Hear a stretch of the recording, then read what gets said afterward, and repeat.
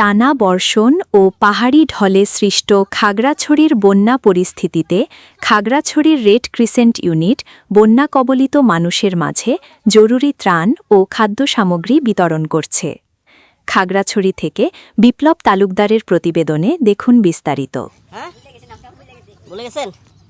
খাগড়াছড়ি দুর্গত এলাকার ২৩০টি পরিবারকে ইতোমধ্যে রেড ক্রিসেন্ট সহায়তা প্রদান করেছে এবং পরিস্থিতি অনুযায়ী এই কার্যক্রম অব্যাহত রয়েছে।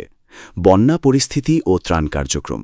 খাগড়াছড়ির ফুটবিল এলাকা, গোলাবাড়ি ও বটতলী চরপাড়া ও দিঘিনালাসহ বিভিন্ন উপজেলার নিম্নাঞ্চল বন্যা কবলিত হয়ে পড়লে বিপাকে পড়া মানুষদের সহায়তায় এগিয়ে আসে খাগড়াছড়ির রেড ক্রিসেন্ট ইউনিট।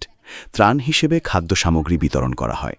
ত্রাণ বিতরণকালে খাগড়াছড়ি রেড ক্রিসেন্ট ইউনিটের ভাইস চেয়ারম্যান মোহাম্মদ দুলাল হোসেন বলেন, সদর দপ্তরের নির্দেশনায় আজ খাগড়াছড়ি দুর্গম বিভিন্ন এলাকায় বন্যা কবলিতদের বাসায় গিয়ে মোট ২৩০টি পরিবারের মাঝে ত্রাণ বিতরণ করা হয়েছে। পর্যায়ক্রমে খাগড়াছড়ির সদর ও বন্যা কবলিত পরিবারের মাঝে ত্রাণ সহায়তা পৌঁছে দেওয়া হবে।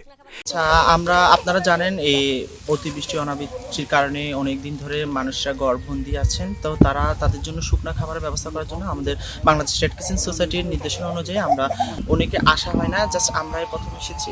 আমাদের আগেও একটা গ্রুপ এসেছে, ওনাদেরকে যথেষ্ট সাহায্য করেছে, আমরাও করেছি। এছাড়াও এই ফুটবিল এলাকাটা আসলে একটা নিম্ন আয়ের এলাকা, আপনারা যদি কেউ সাহায্য করতে চান অবশ্যই করবেন ওনাদেরকে। এই মানবিক সহায়তা কার্যক্রম বাস্তবায়নে নেতৃত্ব দেন যুব রেড ক্রিসেন্ট খাগড়াছড়ি ইউনিটের যুব প্রধান ও তার নেতৃত্বে যুব রেড ক্রিসেন্টের নিবেদিত প্রাণ স্বেচ্ছাসেবকরা নিরলস পরিশ্রমের মাধ্যমে আশ্রয়কেন্দ্রে অবস্থানরত সহ দুর্গম এলাকার ক্ষতিগ্রস্ত পরিবারের হাতে খাদ্য সহায়তা পৌঁছে দেন।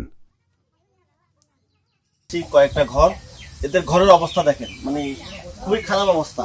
এখানে লোকজন আসারও কোনো সুযোগ নেই, রাস্তা পর্যন্ত নেই, জমিনের মাঝখান দিয়ে আসতে হয়। আমরা দূর থেকে দেখলাম যে এই 5টা ঘর খুবই খারাপ অবস্থা, ভাঙাচুরা ঘর। আমরা জমিনের মাঝখান দিয়ে ওদের জন্য হালকা কিছু তার নিয়ে আসছি। Bangladesh Red Crescent Society Khagrachari ইউনিটের পক্ষ থেকে আমরা ওদেরকে হালকা শুকনা খাবার এবং ওর স্যালাইন, তারপরে মুড়ি, পানি, এই জাতীয় কিছু ফুড এবং নন ফুড জাতীয় আইটেম আমরা ওদেরকে দিয়ে গেলাম। এদের খুবই অবস্থা খারাপ। আমার মনে করি এরাই ত্রাণ পাওয়ার জন্য উপযুক্ত ব্যক্তি, এখানে সবাই আসা উচিত।